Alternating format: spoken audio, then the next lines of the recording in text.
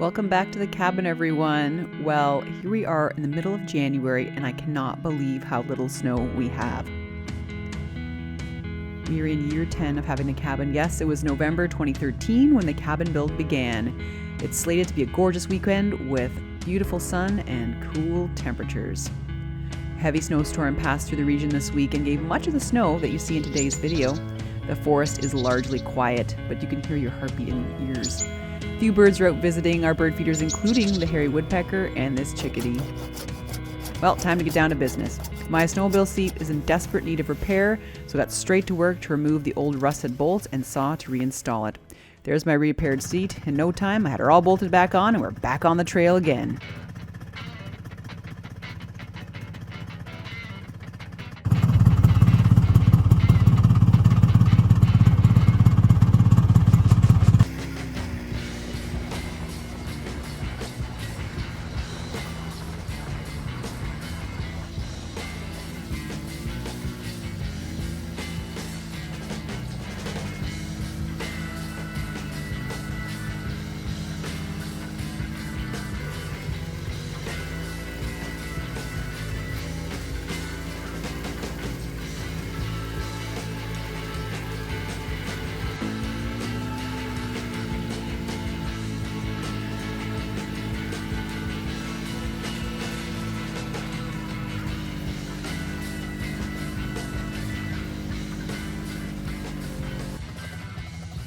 And after setting some trails, Royce needed a break from running to cool down.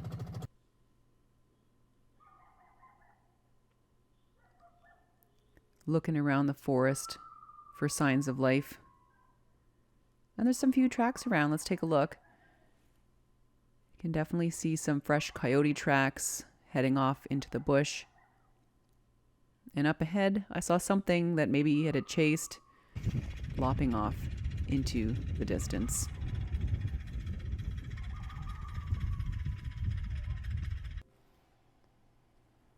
Now it's time to head back to camp and enjoy the beautiful sunset.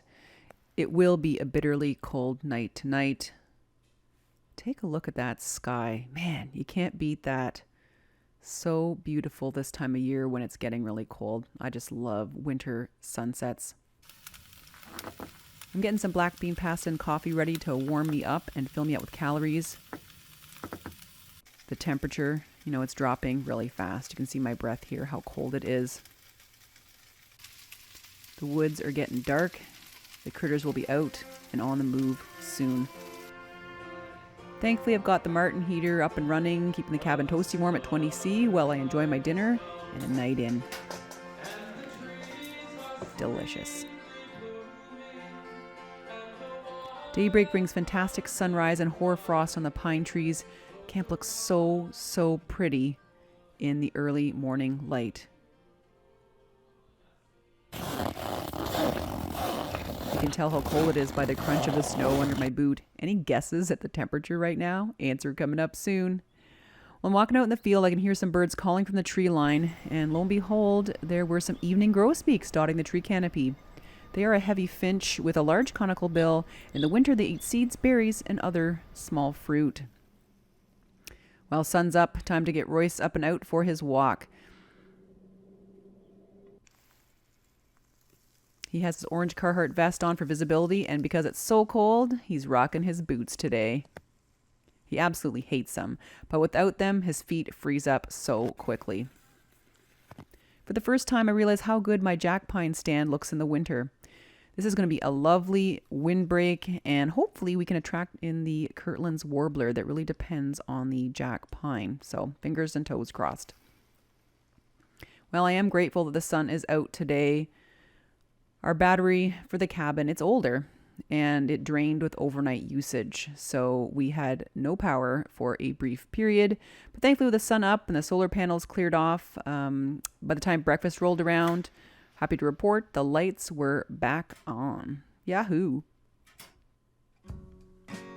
Breakfast this morning is oats and pears and coffee, and boy, that really warmed me up after a chilly walk today. Oh, I just love coming to the cabin and warming up after that. Any guesses at the temperature so far? Well, right now it looks like we are sitting at -16 at sunup, but earlier it was -20. I take the time this morning to refresh on my wilderness first aid. I take a look at the notes on hypothermia, its symptoms and treatment. And I really need to reinsert my wilderness first aid. It's been a few years. I really need to get back on track with that and just refresh my education on all things wilderness medicine. Well, let's head out to the bay. I'm curious to see what the ice condition is like. The main river channel is open and water levels are high due to unusually warm weather and rain a few weeks ago.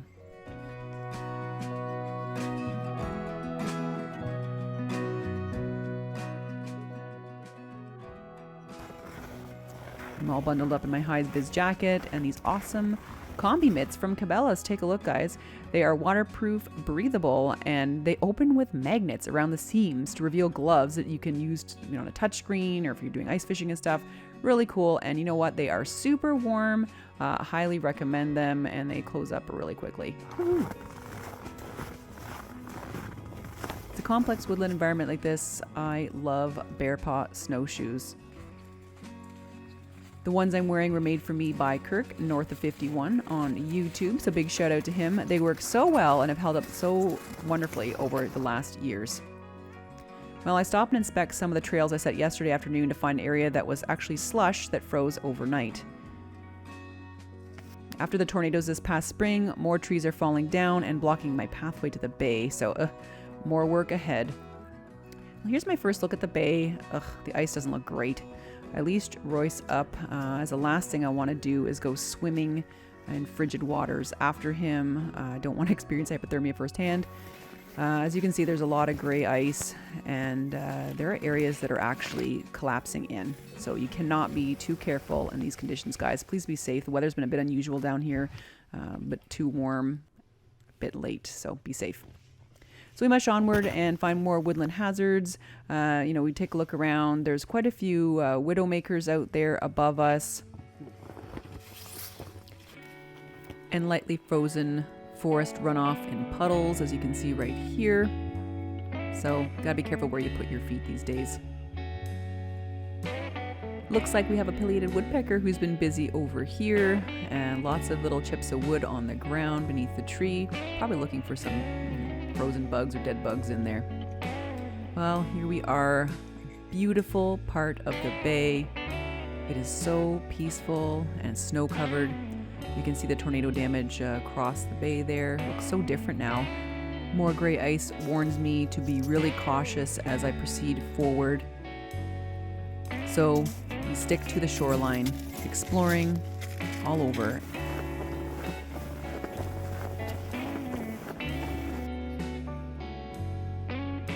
Not too long into our journey, we find these pretty decently sized animal tracks. Looks like this animal meandered all along the bay on both sides. Royce was fascinated by the scent. He's doing a lot of scent training right now. He's in level 2, and his training is now very noticeable out on walks. He's really obsessed with smelling things on the ground and up in the air. This actually looks like a beaver trail. And we also found some rabbit tracks too, a little bit further along in our adventures. Well, at the back of the bay, where the cattails are, there's an old beaver lodge. I bet the beavers are heading back into that area. You guys remember my old videos with them on the ice by the feed pile a few years ago? That was really neat, capturing that. They've kind of been depopulated recently, and I think they're trying to find a way back into the bay. So we'll see what happens. Well, no visit to the bay would be complete without a visit to see the ice wall. It is impressive this year, but certainly nowhere near where that has been in previous years' time. I'm really impressed, though, by the beautiful ice crystals. Well, after a great hike in the woods, it's time to go for a quick sled ride before lunch. This is Royce's favorite thing, and it definitely engages his herding instinct. In fact, I have to be really careful that if I go off the trail, sometimes he'll try and nip and herd the snowmobile back on track. It's so nice to see him feeling back to himself after his eye surgery and really enjoying being here at the cabin. It's his favorite place. And mine too. It's time to warm up and enjoy some lunch. What's on the menu today? Well, I've got some wraps to heat up. So I've got some corn tortillas, nice and piping hot, just how I like them. And just a few toppings to put on there. Yummy. Well, thanks everyone for joining me for a crisp winter weekend at the camp. I hope to see you guys in the next video. Enjoy your winter wonderland wherever it may be. See you down the trail. Have a good week.